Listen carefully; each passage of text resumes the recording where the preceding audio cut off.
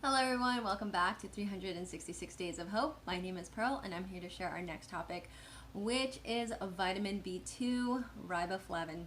Now, just like vitamin B1, it is also water soluble. It also breaks down carbohydrates as well. It helps with breaking down fat and steroids and medications, and also helps with cellular growth. So riboflavin is able to be found in plant and animal byproducts. Now I will say this, there is a lot more riboflavin found in animal products, like lamb's liver is one of the highest contents, but you can definitely find it also in plants as well. So what are the benefits of vitamin B2? Well, it has a whole host of similarities to vitamin B1 because it's part of that whole vitamin B complex. But riboflavin also helps with, the nerves. It helps with heart. It helps with the eyes. It also helps convert tryptophan.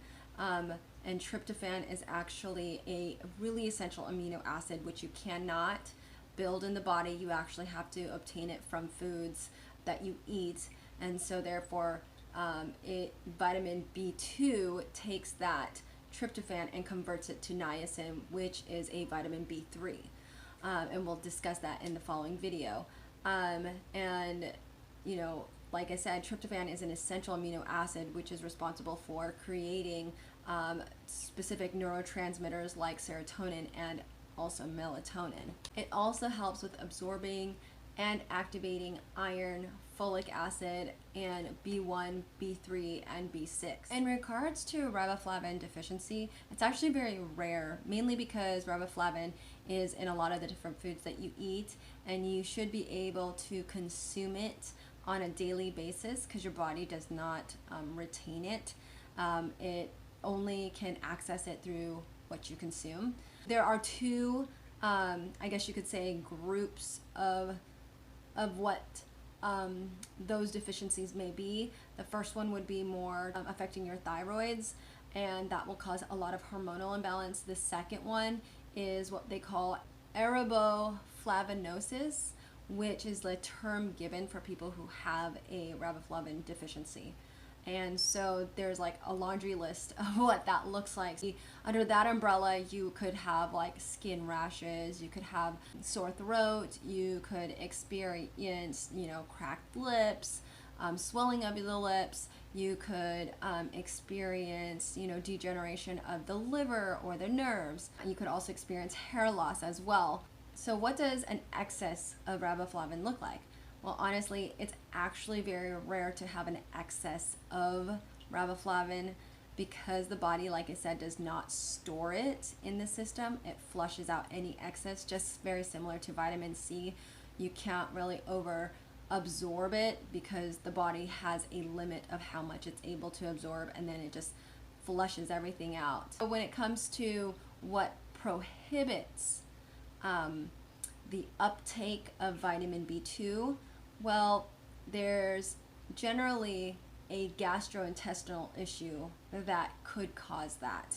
So if you have a pre-existing condition and or an onset of that condition, like celiac disease, or maybe you have an IBS, those could actually prevent it, because just like vitamin B1 was responsible for creating that mucus lining that helps protect the intestinal tract. So when that has been affected, then sometimes the absorption of riboflavin does not allow that to actually pass through.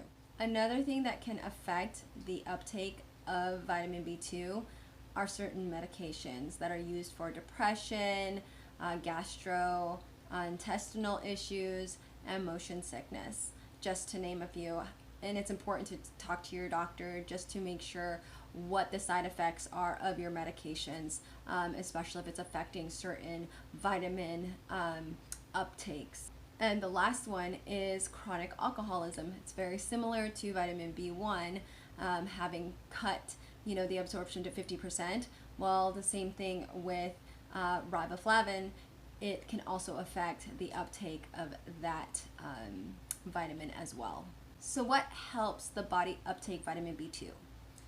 Well, you need a healthy gut, and you also need proper levels of acid in the stomach. And the best way to do that and to maintain that is to not drink any liquids in your stomach, because it needs to create hydrochloric acid. Hydrochloric acid is basically what helps break down proteins and fats in the stomach. And when you drink water, it dilutes that pH level in your stomach, so it doesn't allow the body to create enough hydrochloric acid. So what are the 3 foods that are high in vitamin B2? The first one is dried shiitake mushrooms, which count for 98% of our daily value. The second are almonds, which are 88% of the daily value. The third are soybeans, which take up 62% of the daily value.